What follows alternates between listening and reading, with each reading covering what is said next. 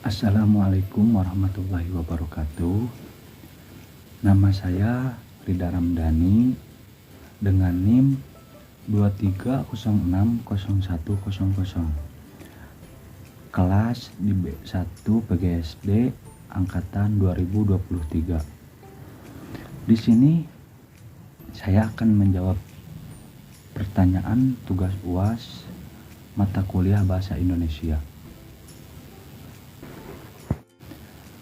Baik, kita mulai untuk menjawab pertanyaan-pertanyaan yang sudah disediakan. Untuk jawaban yang pertama yaitu yang saya ketahui terkait konsep dasar bahasa Indonesia di SD, yaitu terdiri atas pengertian bahasa, hakikat bahasa, fungsi bahasa, variasi bahasa, unsur-unsur bahasa atau unsur-unsur konteks, pengertian kosakata, kegunaan kosakata, dan juga klasifikasi kosakata. Baik, untuk jawaban yang kedua yaitu fungsi kata sangatlah penting dalam bahasa Indonesia. Pembentukan kalimat, penyampaian makna, menyampaikan pesan, membangun pesan yang diinginkan juga. Selain itu juga salah satunya jenis kata, bahasa seperti kata benda, komunikasi dalam bahasa Indonesia akan menjadi lebih efektif dan juga efisien. Selain itu, dalam penggunaan kata-kata, selain daripada itu juga penggunaan kata dalam bahasa Indonesia ini sangat berpengaruh. Untuk contoh, misalkan kita membuat kalimat sesuatu tidak harus bertele-tele tapi langsung to the point, maka akan merubah suatu kalimat secara keseluruhan. Dan dengan menggunakan kata yang padu juga tidak usah bertele-tele.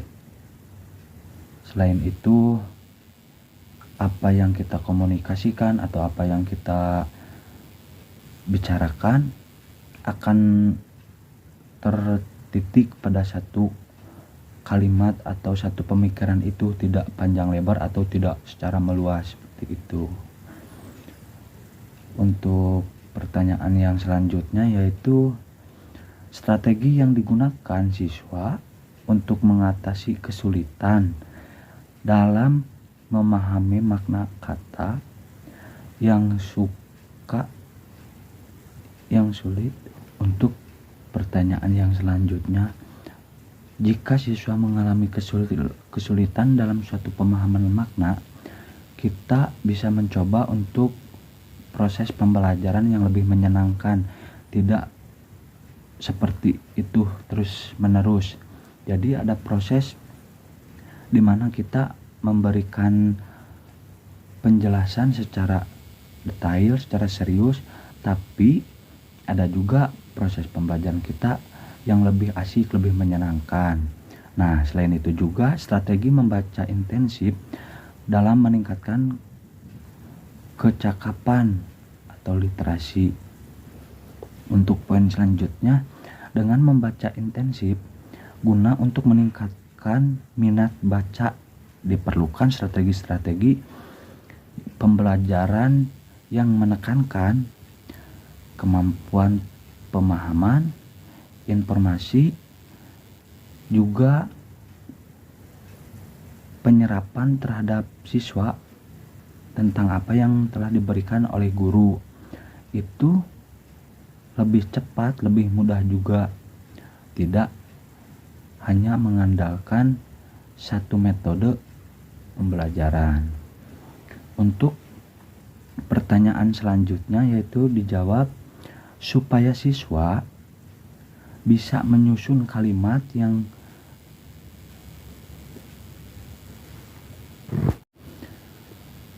Untuk pertanyaan selanjutnya, saya akan jawab supaya siswa dapat menggunakan kata yang baik atau kalimat yang baik, tepat dan juga padu. Nah, untuk penggunaan kalimat ini biasanya menggunakan kata penghubung Akan tetapi pada saat kita mengajar atau memberikan penjelasan terhadap siswa atau murid, itu murid harus bisa paham atau bisa memahami apa yang telah kita sampaikan sebagai pengajar. Jangan sampai terjadi murid belum bisa memahami atau siswa belum bisa memahami, sedangkan kita merasa siswa sudah bisa dan langsung melewati materi untuk yang selanjutnya. Nah, selain itu juga kata penghubung, bahwa kata penghubung adalah kata tugas yang berfungsi menghubungkan antar kata, antar kalimat, antar klausa, antar paragraf, dan juga kata penghubung ini biasanya terletak di tengah-tengah. Nah, sedangkan kata penghubung antar kalimat di awal kalimat setelah titik tanda koma. Nah, selain itu juga tanda tanya. Baik, untuk pertanyaan yang selanjutnya saya akan menjawab lagi. Dalam memilih kata dan gaya bahasa mencerminkan budaya dalam pengarang sastra anak. Idenya ke dalam sebuah tulisan. Gaya itu mencakup kata, struktur kalimat, penggunaan majas, topografi karya, dan banyak lagi yang lainnya. Nah, selain itu juga diperlukan kata dalam sastra anak menggunakan kata yang bersifat mudah dikenal oleh anak-anak, juga mudah dipahami untuk anak-anak. Nah, selain itu pula, bila kita terlalu sering memakai bahasa ilmiah atau bahasa yang sulit dimengerti, maka akan sulit juga untuk kita misalkan sebagai pembaca untuk memahami, dan kesannya dari hasil pembacaan tersebut justru kurang masuk atau kurang bisa dipahami terhadap diri kita ataupun anak-anak.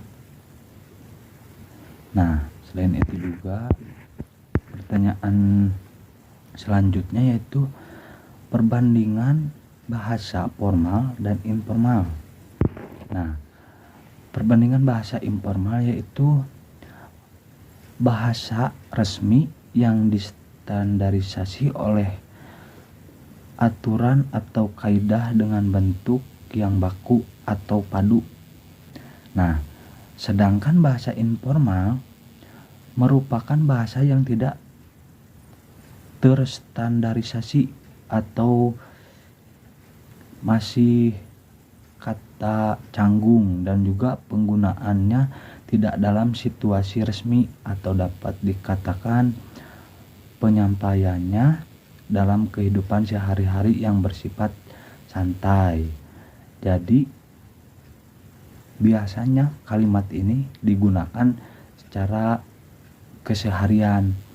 Beda dengan kalimat formal, itu dipakai biasanya pada suatu kegiatan yang bersifat resmi dan juga bersifat secara serius, dan kata-katanya pun harus padu, tidak berbulak belok atau tidak mengandung unsur kalimat yang kesannya justru membingungkan terhadap baik pembaca ataupun yang berinteraksi. Nah, untuk pertanyaan selanjutnya saya akan jawab cara mengajarkan bahasa Indonesia untuk anak sekolah dasar, yaitu dengan cara mencari strategi pembelajaran yang tepat dan juga disukai siswa. Jadi dalam pembelajaran ini tidak hanya menggunakan yang seperti itu saja, justru kita harus mencari informasi atau mencari solusi gimana kita memberikan suatu pembelajaran yang dapat siswa mudah menyerap dan mudah memahaminya. Untuk teknik belajar bahasa Indonesia ini mengarahkan siswa sebagai pusat dan guru sebagai fasilitator. Mungkin hanya itu pemaparan dari saya. Kurang dan lebihnya mohon dimaafkan.